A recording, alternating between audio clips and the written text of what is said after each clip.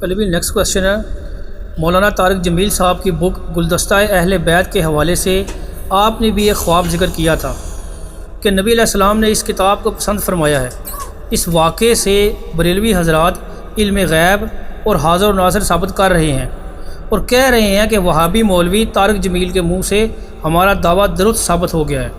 مہربانی فرما کر اس مسئلے میں انصاف پر مبنی رہنمائی فرمائیں۔ جی، انصاف کا آغاز تو ہم اس سے کرتے ہیں کہ نہ میں وہابی، نہ میں بابی، میں ہوں مسلم علمی کتابی۔ تو وہ وہابی مولوی ہوں گے نا جی، ہم تو وہابی نہیں ہیں، نہ ہم بابی ہیں، نہ بابوں کا دفاع کرنے والے بابی ہیں۔ ہم نہ آپ کے ساتھ ہیں نہ وہابیوں کے ساتھ ہیں۔ باقی رہ گیا مولانا طارق جمیل حفظہ اللہ تعالیٰ کا معاملہ، تو میں نے یہ تو نہیں کہا تھا کہ میں نے کوئی خواب دیکھا ہے، میں نے یہ کہا تھا کہ انہوں نے بتایا ہے کہ اس طرح کوئی بھائی تھے کسی فارن ملک میں، غالباً انگلینڈ کے اندر، انہوں نے خواب دیکھی کہ نبی علیہ السلام کی زیارت ہوئی اور نبی علیہ السلام نے اس کتاب کو پسند فرمایا۔ تو یہ جو لوگ مجھے اس حوالے سے یہ ٹانٹ کر رہے ہیں، مجھے پھکی دینے کی کوشش کر رہے ہیں، تو میں ان کی پھکی لیتا ہوں اور ساتھ اس پھکی میں مزید چیزیں ایڈ کر کے ان کو واپس کرتا ہوں کہ اگر اس سے یہ چیز ثابت ہو رہی ہے کہ نبی علیہ السلام کو آج بھی جو کچھ دنیا میں ہو رہا ہے ان حالات کی 100% خبر ہے اور آپ اس سے حاضر و ناظر یا علم غیب ثابت کر رہے ہیں، تو اس سے یہ بھی ثابت ہو رہا ہے کہ جس کو آپ وہابی مولوی کہہ رہے ہیں مولانا طارق جمیل صاحب کو، وہ نبی علیہ السلام کے پسندیدہ ہے۔ ہائے ہائے ہائے ہائے، سر یہی بات نکلتی ہے، یہ بھی ثابت ہو رہی ہے نا، تو پوری گل منو نا۔ تو آپ کو اگر یہ چھیڑیں تو آپ کو کہے کہ ٹھیک ہے ہم چھیڑنے کے لیے تیار ہیں۔ تو اس سے یہ بھی پتہ چل گیا کہ طارق جمیل صاحب اور ان کا مکتبہ فکر اور ان کی جماعت، جن کو آپ نجدی، گستاخ رسول اور خارجی اتنی گالیاں نکالتے تھے، وہ تو نبی علیہ السلام کی بارگاہ میں مقبول ہیں اگر ان کی کتاب مقبول ہے۔ تو جب آپ یہ بات کریں گے نا، وہ کہیں گے خواب ہی جھوٹا ہے، تو خواب کو ہی جھوٹا کہہ دیں گے تو بس رہی ختم۔ دیکھا کس طرح مسئلے حل ہوتے ہیں، ٹھیک ہے۔ تو خوابوں کی دنیا کے اوپر ان چیزوں کا دار و مدار نہیں ہوتا۔ خوابوں کا ان کا حال یہ ہے کہ یہ اپنے فرقے کے، اپنے مولویوں کے خواب تو مانتے ہیں، دوسروں کے ماننے کے لیے تیار نہیں ہوتے ہیں۔ اور ہم جب قرآن و سنت سے دلائل سامنے رکھ رہے ہوتے ہیں، یہ خوابوں کی دوست لگا رہے ہوتے ہیں ہمیں، یا کوئی کسی صوفی بزرگ کا شعر پڑھ دیتے ہیں، بیسیکلی یہ اناؤنسمنٹ کر رہے ہوتے ہیں کہ ہمارے پلے یا خواب ہے یا اس طرح کے اشعار موجود ہیں۔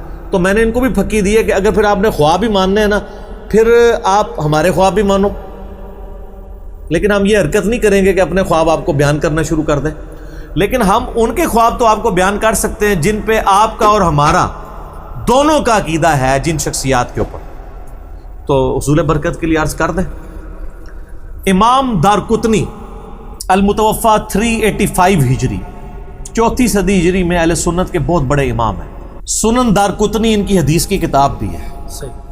بریلویوں نے شبیر بدرس کا ترجمہ اردو میں سنن دارقطنی کا آ چکا ہے، اس میں آپ نماز والے چیپٹر میں چلے جائیں، امام دارقطنی کا استاد امام دارقطنی کو حدیث بیان کرتا ہے کہ نبی علیہ السلام رکوع میں جاتے وقت اور رکوع سے اٹھتے وقت رفع الیدین کیا کرتے تھے۔ اور یہ حدیث لکھوانے کے بعد امام دارقطنی کا استاد کہتا ہے کہ میں خود بھی پہلے کوفیوں کے مذہب پہ تھا، یعنی میں رفع الیدین نہیں کرتا تھا۔ ایک رات مجھے خواب میں اللہ کے محبوب صلی اللہ علیہ وآلہ وسلم کی زیارت ہوئی اور میں نے آپ صلی اللہ علیہ وآلہ وسلم کو نماز پڑھتے ہوئے دیکھا، اور میں نے دیکھا کہ آپ علیہ السلام رکوع میں جاتے وقت اور رکوع سے اٹھتے وقت رفع الیدین کر رہے ہیں۔ تو پھر میں نے رفع الیدین شروع کر دیا۔ یہ کس کا خواب ہے؟ امام دارقطنی کے استاد کا۔ اور امام دارقطنی کہتے ہیں کہ جب میرا استاد مجھے یہ رفع الیدین کی حدیث لکھایا کرتا تھا نا، تو نبی علیہ السلام کو جو انہوں نے خواب میں دیکھا وہ والا خواب بھی مجھے ساتھ لکھوایا کرتا تھا۔ تو سر پھر بریلویوں سے گزارش ہے، دیوبندیوں سے بھی، کہ یہ کسی اہل حدیث کا خواب نہیں ہے، کسی اہل تشیع کا خواب نہیں ہے، آپ کے اور ہمارے مشترکہ امام دارقطنی کے استاد کا خواب ہے، اور جو حدیث کی کتاب میں ہے۔ آپ کے خواب تو بابوں کی کتابوں میں ہوتے ہیں، ہم وہ خواب بیان کر رہے ہیں جو اماموں کی کتابوں میں ہے۔ تو آپ رفع الیدین شروع کر دیں، چلے ہمیں تو کہہ دیں گے نہیں خواب ہی جھوٹا ہے یا جھوٹ بیان کر رہا ہے، تو خواب پہ دین کی بنیاد رکھیں نا۔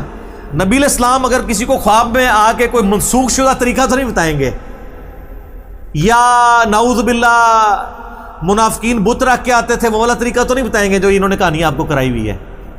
یا مکھیاں مارنے کا طریقہ تو نہیں بتائیں گے, یا گھوڑوں کی دموں والا طریقہ تو نہیں بتائیں گے جو انہوں نے کہانیاں کرائی ہوئی ہیں. وہی طریقہ بتائیں گے نا جو ان کا طریقہ ہے.